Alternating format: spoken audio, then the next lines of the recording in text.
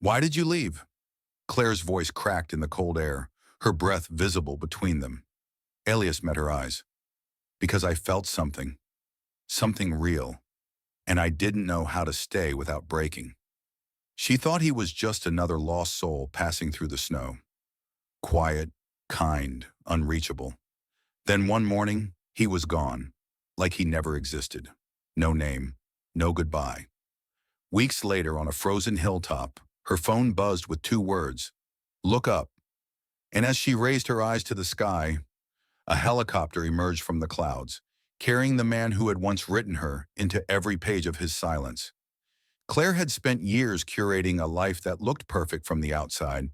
She was engaged to Jonathan Blake, a man who, by all societal standards, checked every box. He was a rising star in the tech world, articulate, charming, successful. Their engagement was splashed across lifestyle blogs and LinkedIn feeds, accompanied by filtered photos of champagne flutes, rooftop parties, and matching travel luggage. Friends envied her. Her parents approved. Strangers called them power couple goals. But deep down, Claire was crumbling. Jonathan never truly saw her. He listened, sure, but only enough to respond. He asked about her day, but never about her dreams. Conversations often revolved around quarterly projections, app launches, or his latest podcast feature. And whenever Claire brought up her love of storytelling or her desire to work in education abroad, he'd smile vaguely and say, "You'll feel differently once we settle down." The moment that changed everything came in a quiet bridal boutique. Claire stood on a pedestal in front of a massive mirror, wrapped in ivory silk and lace, her mother in tears beside her, murmuring, "You look like a vision." But Claire didn't feel like a vision. She felt like a mannequin, dressed for a life that didn't fit. As the tailor pinned the final seam, Claire caught her reflection. Not the gown, not the veil, but her own expression. Distant, numb, lost. That night, she didn't go home.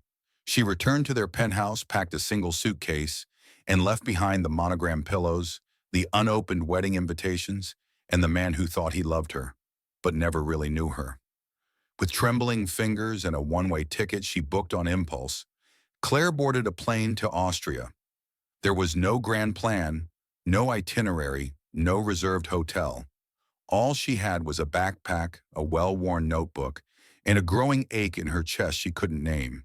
The Alps had always been a dream of hers, a place she once saw in a children's book where snowflakes fell like secrets and time seemed to slow.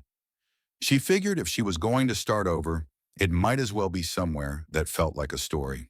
In the days that followed, Claire wandered between towns, staying in modest hostels and sipping tea in cafes with strangers.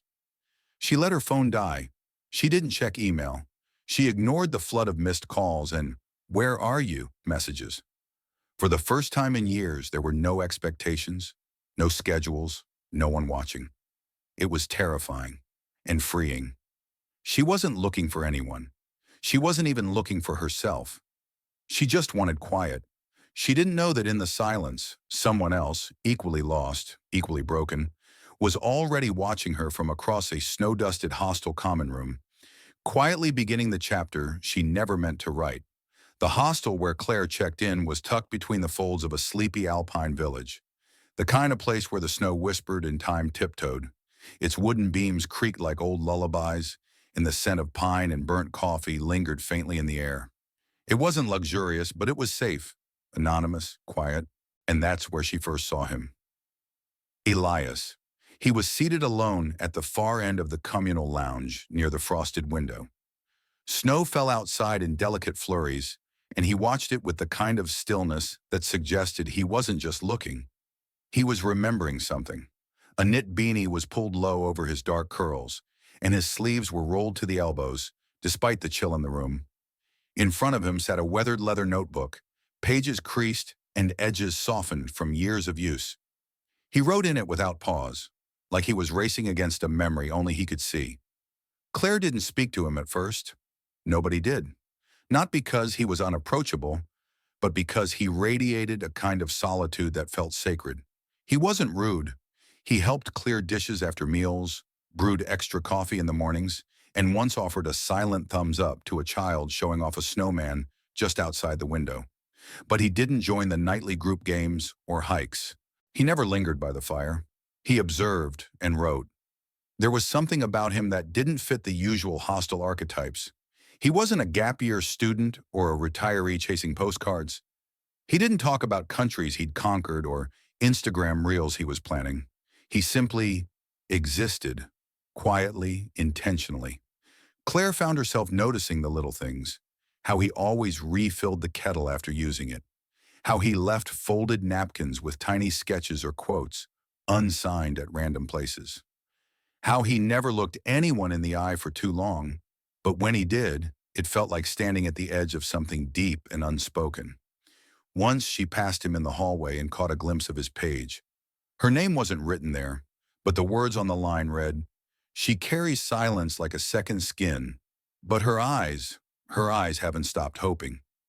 She didn't know if it was about her. She didn't ask. But something inside her shifted. There was grief in him, yes, but also grace. Like he had broken once completely and now moved through life with reverence. Not afraid, but careful. Like every word and gesture cost him something. She didn't know his story, not yet, but she felt its presence every time he entered a room. Alice was not trying to be found, which perhaps was why she started looking. It began with small, silent collisions. One morning Claire entered the kitchen early, still in wool socks, hair messy, eyes half-lidded from sleep. The room was quiet except for the hum of the old kettle and the faint scratch of pen on paper. Elias sat at the same corner table, as he always did, notebook open, sleeves rolled up. He looked up briefly, nodded, then returned to his writing. Claire made tea and sat across the room, pretending to read while secretly glancing at him. She didn't know why. Maybe it was the way he cradled his pen like a secret, or how he sipped his coffee like he was remembering someone who used to make it better. Later that afternoon, she went hiking with two hostel guests.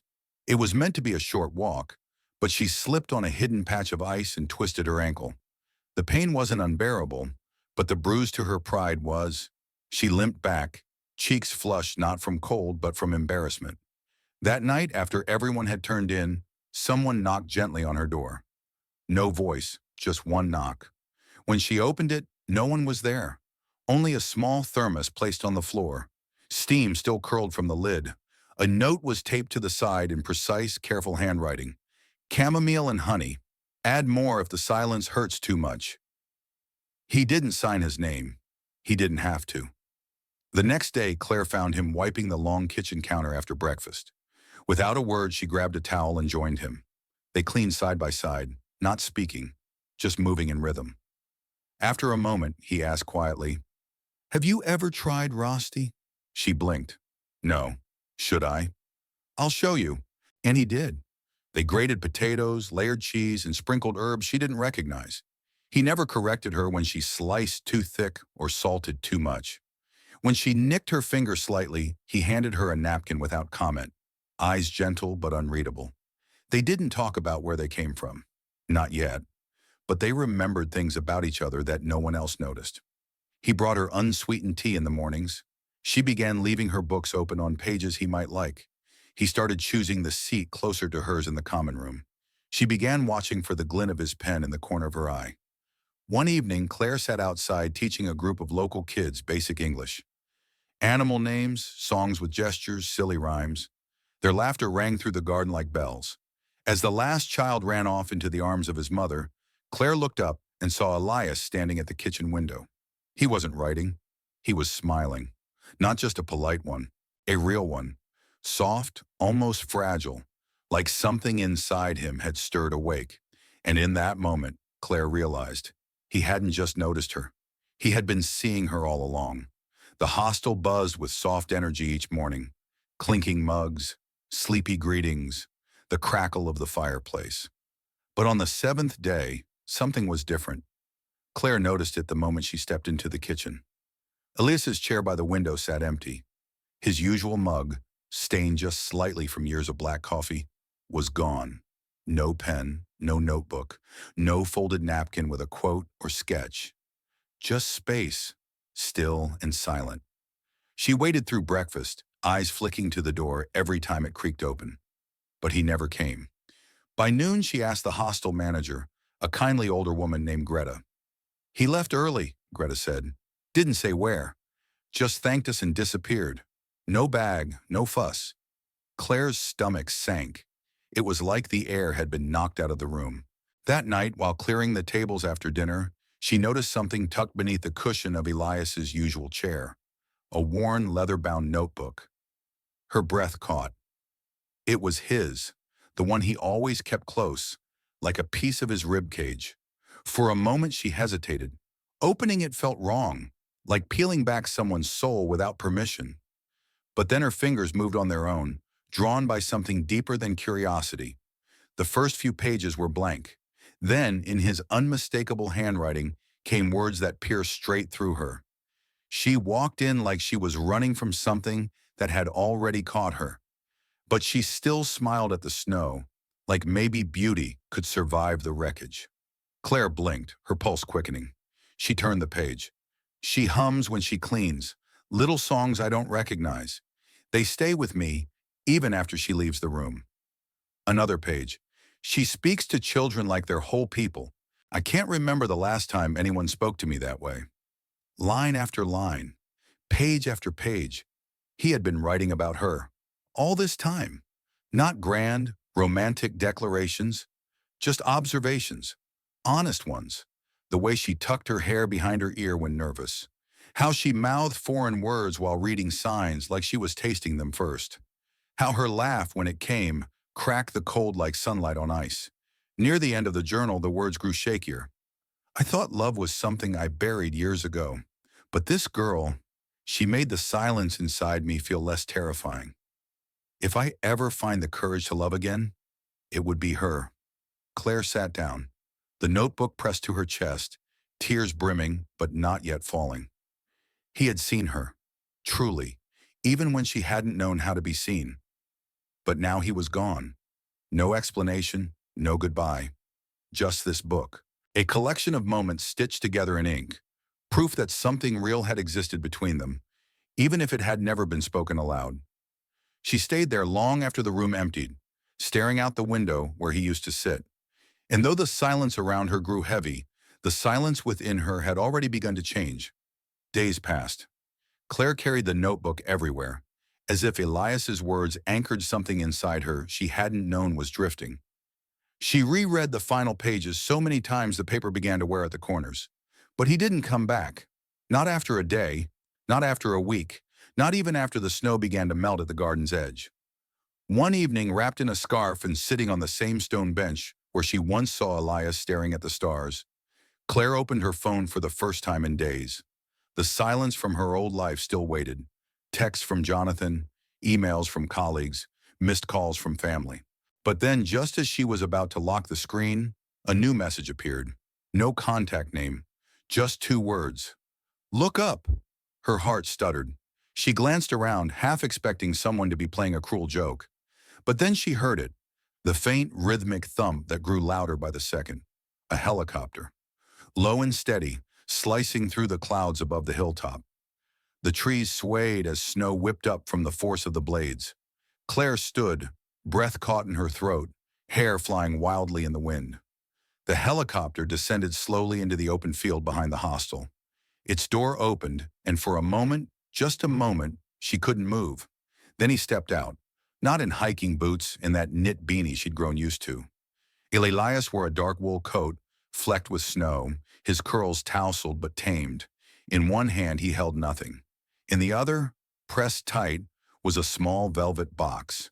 He walked toward her with purpose, but not haste, like he'd rehearsed each step, like he didn't want to break the moment by rushing it.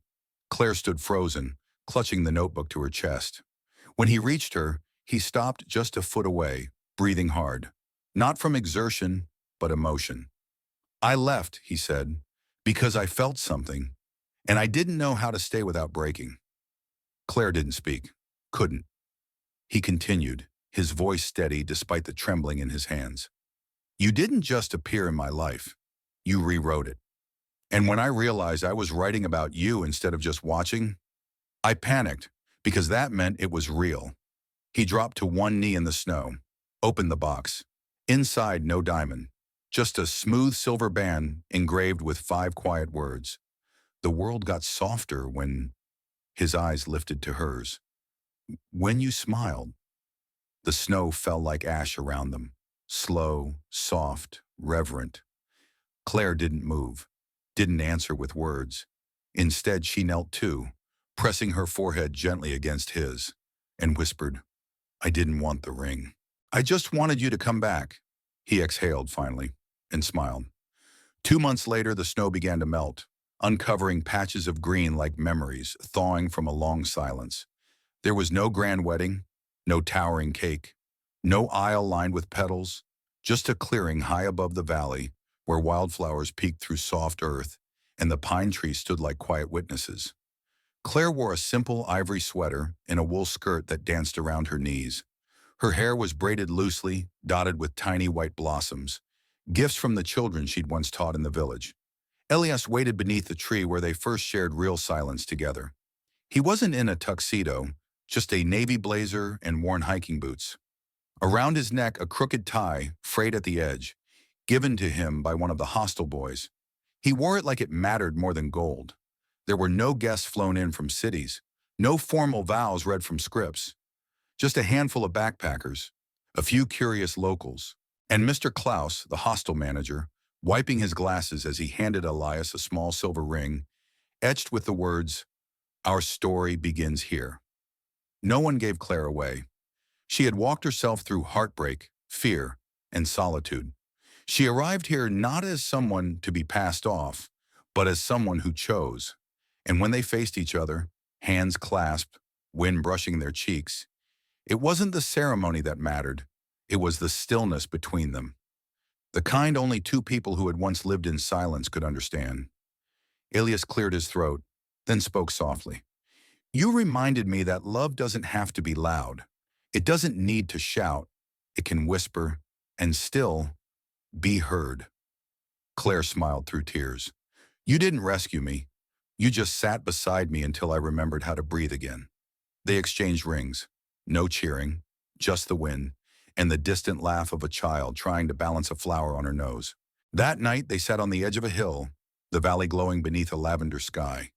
Children danced around them, barefoot in the grass, songs echoing in half English, half gibberish. Someone strummed a guitar out of tune. It was imperfect. It was real.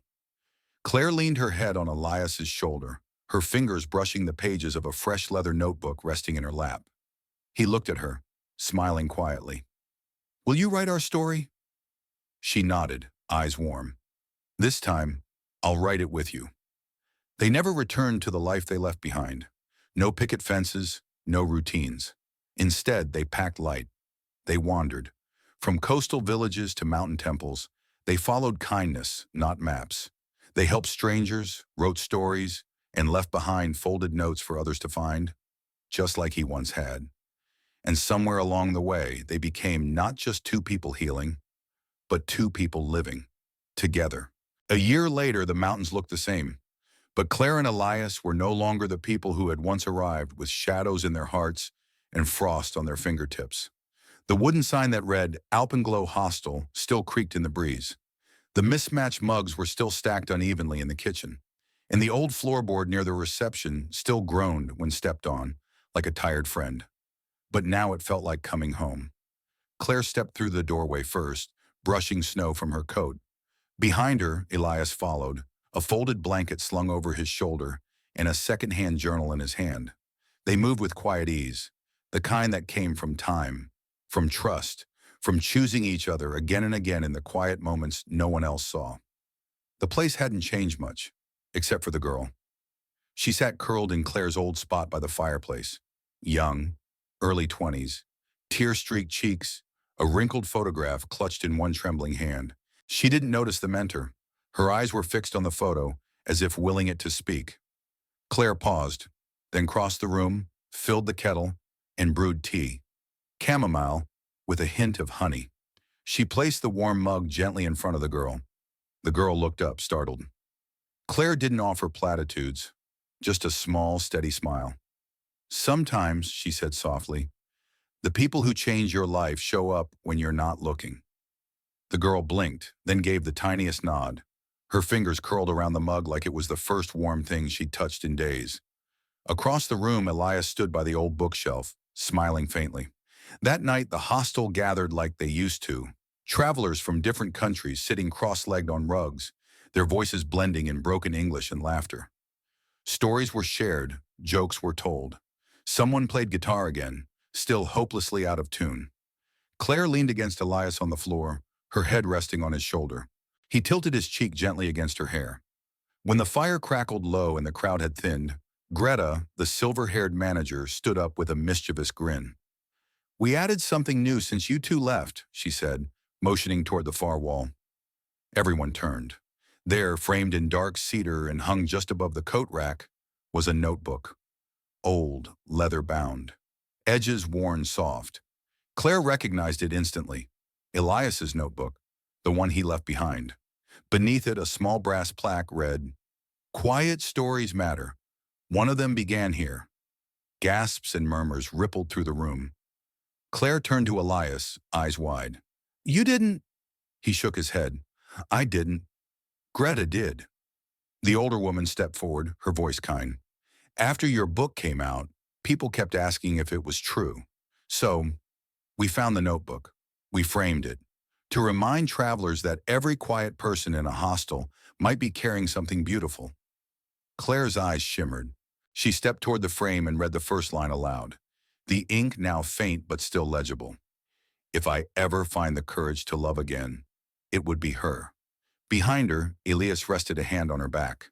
And in that moment, there were no speeches, no flashbacks, just the soft sound of snow beginning to fall outside, tapping gently on the window panes like old friends. Later, they returned to the same table where Elias used to write each morning. The kitchen was quiet now, lit only by the soft golden glow of fairy lights strung across the beams. Claire opened a blank notebook, her third since they'd started traveling, and picked up her pen. Elias looked over, smiling. "Another story," Claire nodded. "But this one starts right where the last one paused." She began to write. Not for publishers, not for readers, for them. For the love story that didn't explode like fireworks, but fell like snow. Quiet, certain, real. And just a few feet away, the girl with the tear-streaked cheeks still sat by the fire, sipping tea from a mismatched mug, her shoulders slowly relaxing into the warmth of this place, this moment, this new beginning. Because sometimes, the story you didn't even know you needed finds you, exactly where it began. In a world that often praises the loudest voices and the grandest gestures, Claire and Elias remind us that love doesn't always arrive with fireworks. Sometimes it enters quietly, through a warm cup of tea, a handwritten note, or the simple act of being seen when you feel invisible. This story isn't just about romance. It's about healing, about choosing presence over performance, and connection over perfection. In modern life, where speed, ambition, and noise often drown out our hearts, it's a reminder that the quiet moments matter most, that sometimes the people who change our lives are not the ones who speak the most, but the ones who simply stay. Have you ever met someone who saw a part of you that others missed?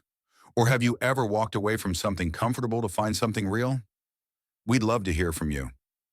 Comment below. What moment in this story moved you most? Do you believe real love today still grows slowly, silently, like snow? Your stories might be the light someone else needs. Thank you for joining us on this journey. If this story touched your heart, brought you peace, or reminded you of your own quiet strength, don't forget to like, subscribe, and share this video with someone who needs a little hope today. This is Warm Soul Stories, where every chapter whispers a little truth. We'll see you in the next story. Until then, take care of each other, and don't be afraid to look up.